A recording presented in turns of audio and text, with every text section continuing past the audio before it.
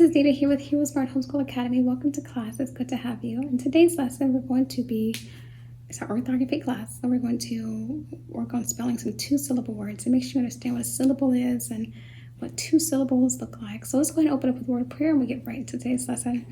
We thank you, Lord, for this time we have to learn and grow. We seek to do the best we can and add to what we know. We love you, God, with all our hearts, and to others love we show. Pleasing you is our goal. Not to our lesson we shall go. In Jesus' name we pray. Amen. Amen. Good work. So, a syllable is an utterance and a single pulse utterance.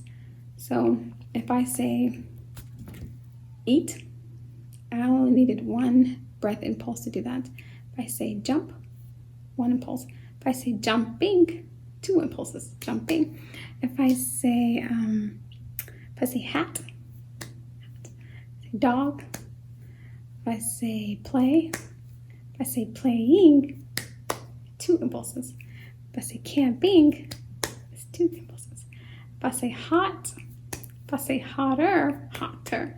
So there's a difference between one syllable and two syllables. And by recognizing the distinction, it should help you to spell your words better, because you'll be working to spell words based on one impulse at a time, one pulse of the voice at a time.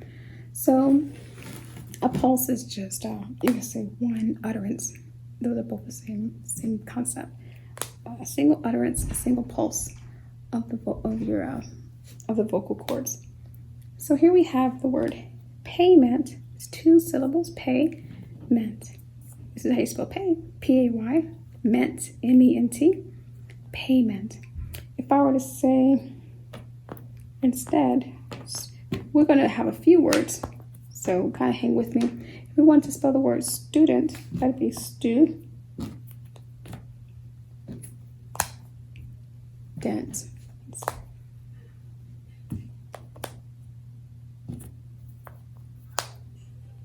Let's find another T here. Okay, so here we have two syllables. Stu is the first syllable, dent. Student. By the way you spell students, S-T-U, stu. Dent is D-E-N-T. Okay, what about the next word? What about racket? Let's see how you spell racket. How do you spell racket? Can you tell that racket has two syllables? Just by saying the word, you should be able to hear the two syllables. I'm only putting some words here so you can see the spelling as well. I find spelling to be just as important as just saying the word. So you say racket and then you want to put it on the board. So here we have CK. So there you have rack and et. Racket, racket, racket. Rack is one syllable, et is the second syllable.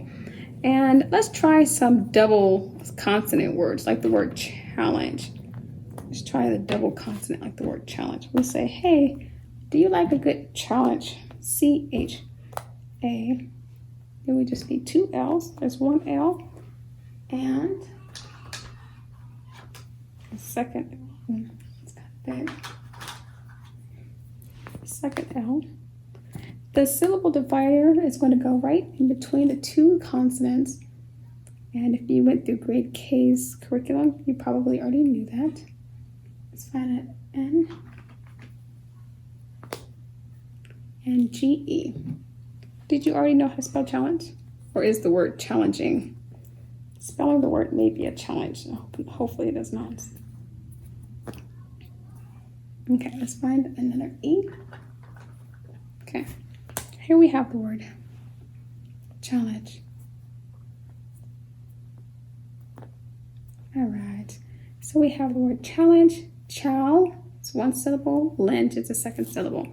So we'll stop there with spelling, and I'm just going to say a few more words just to make sure you have some examples in your mind. Happen, happy, dropping, over, a man, acorn, Easter, eagle. Can you hear the two pulses of your two utterances? The first utterance represents a single syllable. When you put two together, that's a two-syllable word. And we went over a short list.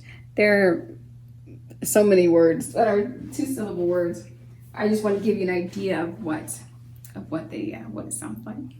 That's all I have for you today. Thank you so much for coming to class. Please be sure to complete the exercise in your workbook just to reinforce the knowledge that you gained today. Until tomorrow, God bless.